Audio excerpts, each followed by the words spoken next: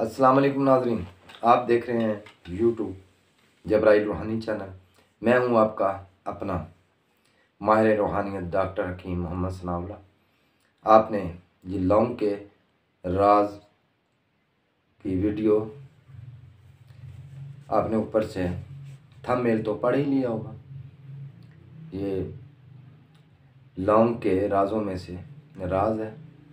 इसके मैं आपको बुज़ुर्गों के बताए हुए राज वो उनकी वीडियो बना कर आपकी खिदमत में पेश किया करूँगा।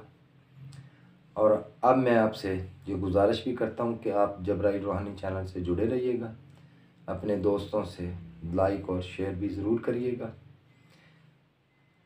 तो अब मैं चलता हूँ इस अमल की तरफ। आपने ऐसा करना होगा, आप कहीं सफ़र में जा रहे हैं, आप चाहते हैं कि मेरा बड़ा आसानी से सफ़र हो और जो मेरा मामलात है, मुश्किलात है, वो हल हो जाए।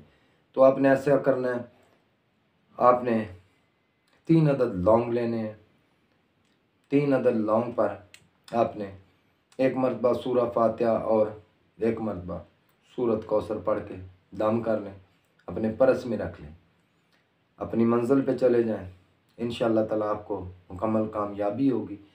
वापस आकर घर आ जाएं जब, तो उन लोगों को आकर जला दें और उसकी राख किसी गमला में डाल दें। तो आज की वीडियो बस मेरी इतनी थी। अब आइंदा नई मुलाकात से मिलूँगा। अल्लाह हाफ़िज़।